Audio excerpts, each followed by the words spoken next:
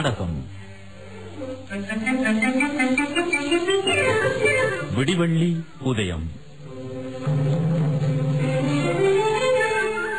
எழுதியவர் SACM ஃபிர்தௌசி.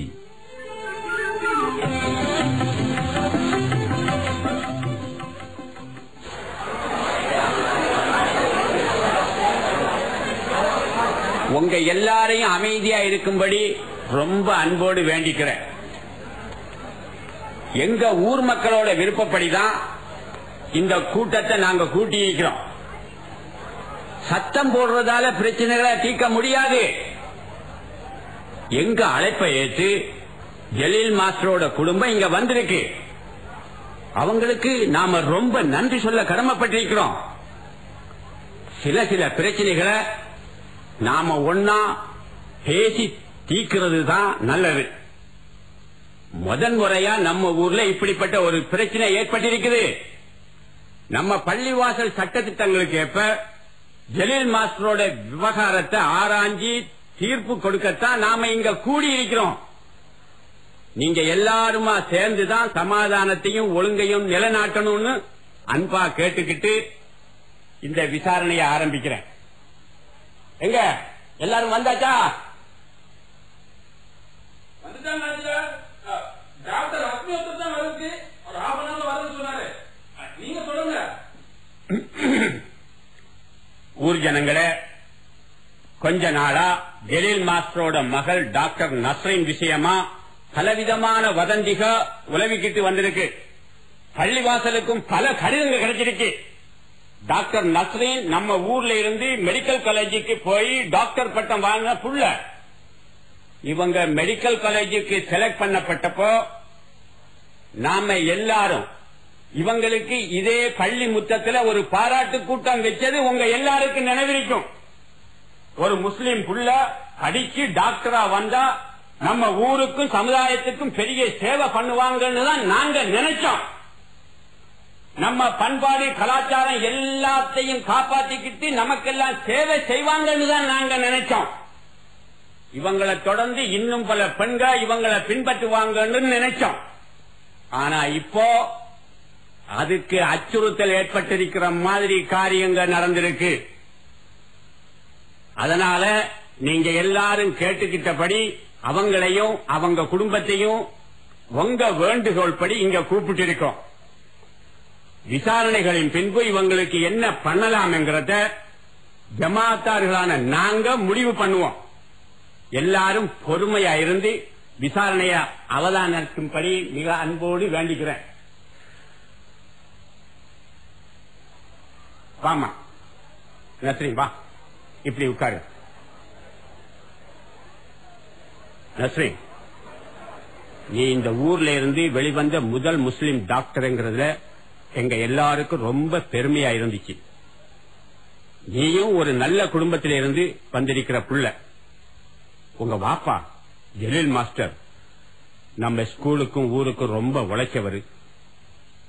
இது எல்லாமே வீணா போற மாதிரி உங்க நடவடிக்கை இருக்கிறதா ஊர்ல பேசிக்கிறாங்க. என்ன பேசிக்கிறாங்க? நீங்க முஸ்லீம் இல்லாத ஒரு டாக்டரை கல்யாணம் பண்ணிக்க போறதாகவோ பண்ணிக்கிட்டதாகவோ பேசிக்கிறாங்க. பள்ளிவாசலுக்கும் பல கடிதங்கள் வந்திருக்கு. இந்த வதந்திய நீ ஏத்துக்கிறியாமா? வதந்தி தானே, வதந்தி உண்மையானது இல்லையே. வதந்திக உண்மையாகி போகலாம் இல்ல. நீ இப்ப இல்லேன்னு சொன்னா இந்த பிரச்சனையை இங்கே தீந்துடும். இல்லன்னா ஊர் சட்டப்படி நாம எல்லாருமே உனக்கும் உன் குடும்பத்துக்கும் விரோதமா நடவடிக்கை எடுக்க வேண்டி வரும். ஆமா இல்லைங்கறத கொஞ்ச நேரத்துக்கு ஒத்தி வச்சுட்டு நம்ம விசாரணை ஆரம்பிச்சா நல்லதுன்னு நினைக்கிறேன். என்ன சொல்றீங்க? சொல்லுமா, சொல்லு.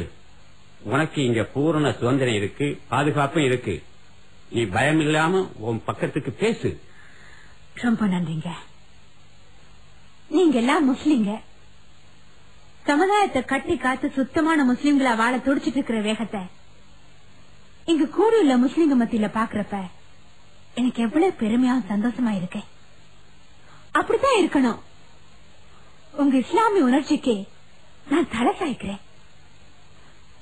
பெரியவங்களே, ஒரு பொண்ணோட வாழ்க்கையில லட்சியம் என்ன? நீங்க சொல்லுங்க அமீர் சார். நீ எதை கேக்குற? ஒரு முஸ்லிம் பொண்ணோட வாழ்க்கையில லட்சியம் என்னவா இருக்கணும்? இப்படி கேக்குறேனே, உங்களுக்கு ஒரு பொண்ணு இருந்தா நீங்க அவளை பத்தி என்ன நினைப்பீங்க? படிக்கணும்னு நினைப்பேன். சரி, படிச்சுட்டா மேல் படிப்புக்கு அனுப்புவேன். பட்டம் வாங்கிட்டா உத்தியோகம் பார்க்கலாம். அப்புறம் கல்யாணம் பண்ணி அப்புறம் குழந்தை குட்டி இப்படி போகும். சரிங்க, கல்யாணம் கட்டி கொடுக்கறதுன்னா என்ன? ஒரு பையனை பார்த்து பேசினா அதான் கொடுக்க வாங்கல பத்தி பேசி அவளுக்கு கல்யாணம் பண்ணி கொடுப்பேன். வாழ்க்கையில ஏதோ சில வீடு வாசல் வசதிகளோட வாழ்றவங்களுக்கு இது ஒரு பிரச்சனையா போறதே இல்ல. இப்போ என் கேள்விகளுக்கு நீங்க பதில் சொல்லுங்க. அமீர் சார், நீங்க பதில் சொல்லுங்க. உங்க மூத்த பொண்ணு அமீனாவை சொல்றேன். எத்தனை வயசு இருக்கும்? 34. எனக்கு எத்தனை வயசு இருக்கும்? உனக்கும் 34 தான் இருக்கும். உங்க மகளுக்கு இப்ப எத்தனை குழந்தைங்க? 5 பேரு. மூத்தவனுக்கு 14 வயசு. ரொம்ப நன்றிங்க. பெரியவங்களே, ஜலீல் மாஸ்டர் பொண்ணுக்கு 34 வயசாச்சே. அவளுக்கு ஒரு கல்யாணம் பண்ணி வைக்கணுமே இங்க உள்ள ஒருத்தருக்காவது கவலை வந்துச்சா? பாருங்க, நானும் உங்க ஊர்ல ஒருத்தி தானே. எத்தனை பேர் என் வீட்டுக்கு ராத்திரி பகல்னு பாக்காம புள்ள பேரனும் மருத்துவம் வந்து மருந்து வாங்கிட்டு போனீங்க. எத்தனை பேர் ஆஸ்பத்திரியில அட்மிட் பண்ணி சலுகை செஞ்சு கொடுத்திருக்கேன். எத்தனை பேருக்கு என்ன தெரியும்? எத்தனை பேர் சலாம் போட்டுட்டு நல்லா இருக்கணுமான்னு வாழ்த்திட்டு போயிருப்பீங்க. அது என்ன இப்ப என்ன ஒரு வழி பண்றதுன்னு கூட இருக்கிறீங்க? பாப்பா, நீங்க உட்காருங்க. டாக்டர்னா பலரும் வருவாங்க, உதவி கேட்பாங்க. அதுதான் உலக வழக்கம். அதுக்காக நீங்க பெரியவங்க இப்படி பேசக்கூடாது. நான் என்ன பத்தி சொன்னேன்? என்ன பத்தி உங்க யாருக்கும் வலிக்காது. ஏன்னா நீங்க பேசுறவங்க தான், கேட்கிறவங்க தான். ஆனா நான் வாழ்றவள், அனுபவிக்கிறவள். அந்த வழி உங்களுக்கு இங்க புரியாது, எனக்கு புரியும். அதோ அவமான தளத்தாலே குனிச்சு நிக்கிறாங்களே எங்க வாப்பா ஜலீல் மாஸ்டர். அவங்களுக்கு வலிக்கும். ஏன்னா அவர் ரத்தம்னா என்ன பெற்றவர் என்ன நினைச்சு உருகி உருகி வாழவும் முடியாம சாகவும் முடியாம வாழ்ற அவரை பத்தி இங்க உள்ளவங்க யாருக்கு கவலை? இந்த ஊருக்கு நர்சிங் டாக்டர் எவ்வளவு சேவை பண்றாங்க, ஒழுக்கமா இருக்கிறாங்க. அதுவும் நம்ம புள்ளன்னு யாராவது நினைச்சிருந்தா எனக்கும் ஒரு வாழ்க்கை அமைச்சு தர்றது உங்க கடமை நினைச்சு பாத்துப்பீங்கல்ல? நினைச்சு பார்க்கல. ஏன் சுயநலம்? ஜெயில் மாஸ்டர் பொண்ணு கல்யாணம் பண்ணா என்ன, பண்ணாட்டி என்னன்னு சிலர் நினைச்சிருக்கலாம். சிலரோ அவ வாழ்க்கையில உயர்ந்துருவான்னு பொறாமையா கூட இருக்கலாம்.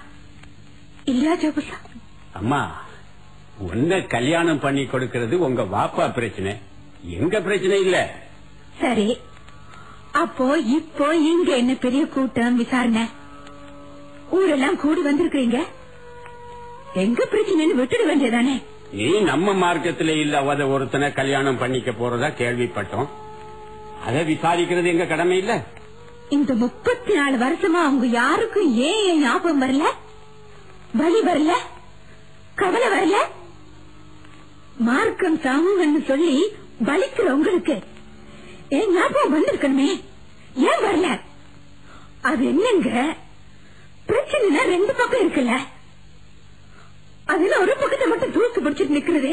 நஸ்ரீன், ஒன்ன நீ நல்லா புரிஞ்சுக்கணும். வீடுகளுக்குள்ள உள்ள பிரச்சனைகளை தீர்த்து வைக்கிறது எங்க கடமை இல்ல. ஊருக்குள்ள மார்க்கத்துக்கு விரோதமா நடந்தா அதை விசாரிக்கிறது எங்க கடமை. அதுதான். ரொம்ப சந்தோஷங்க, ரொம்ப சந்தோஷம்.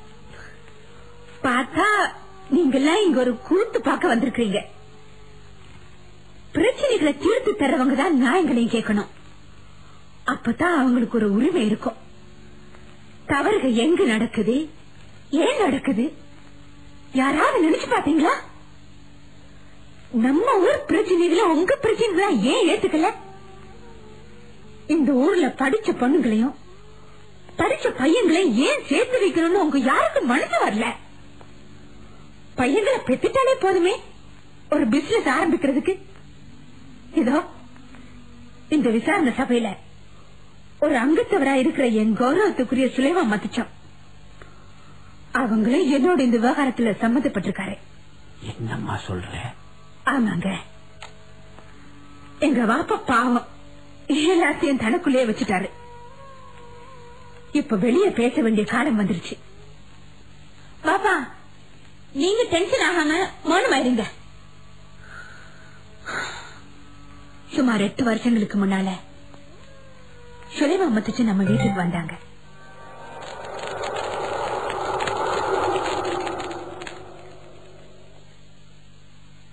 ஜலீல் மாஸ்டர், வாங்க மாமா வாங்க. பாப்பா எங்கம்மா? உள்ள இருக்காங்க, வர சொல்றேன். நஸ்ரீன், நீ பாஸ் பண்ணிட்டேன்னு கேள்விப்பட்டு பாராட்டிட்டு போக வந்தேம்மா. ரொம்ப நன்றிங்க. நம்ம ஊர்ல இல்ல இந்த வட்டாரத்துக்கே நீ ஒரு முன்மாதிரி ஆயிட்டேமா. வீட்டுக்கு வீடு ஒன்ன பத்தி தான் பேச்சு. இப்போ எல்லா பிள்ளைங்களும் நாங்களும் நஸ்ரீன் தாத்தா மாதிரி டாக்டரா வரணும் அப்படின்னு துடிச்சுக்கிட்டு இருக்காங்க. எனக்கு ரொம்ப பெருமைமா, ரொம்ப பெருமையா இருக்கு. என் மக கூட மெடிசின் தான் படிக்கணும்னு ஒத்த கால இருக்கிறா. அஸ்ஸலாமு அலைக்கும் சுலைமான் மத்திச்சம். இப்படி கைய கொடுங்க ஜலீல் மாஸ்டர். சாதிச்சிட்டீங்க. கிரேட், ரொம்ப கிரேட். ஒழுக்கமா வளர்த்து படிக்க வச்சு மரியாதையான ஒரு பிள்ளைன்னு பேர் வாங்கி கொடுத்து ஊருக்கு ஒரு டாக்டர் கொடுத்துட்டீங்க. இதுக்காக நாங்க ரொம்ப கஷ்டப்பட்டு இருக்கிறோம். எத்தனையோ மைல் நடந்து போய் படிச்சு இன்னைக்கு என் பொண்ணு முன்னுக்கு வந்திருக்கா. எல்லாத்தையும் ஒரு பக்கத்துல வைங்க மாஸ்டர். நஸ்ரீன் இனிமே நம்ம புள்ள. இப்போ படிப்பு முடிஞ்சது, அடுத்த விஷயத்தையும் பார்க்க வேண்டியதானே. நாங்க அதை பத்தி தான் யோசிச்சுக்கிட்டு இருக்கிறோம். ஒரு நல்ல பையனா வந்தா முடிச்சுக்கலாமே. நம்ம பையனா? அதை ஏன் ஊரெல்லாம் தேடி அலையணும் ஜலீல் மாஸ்டர்? நம்ம வீட்டுக்கு உங்க மகளை மருமகளாக எடுத்துட்டா போச்சு. ரொம்ப சந்தோஷம். ஜக்கரியா நல்ல பையன், என்கிட்ட படிச்சவன், எங்க வேலை பாக்குறான்.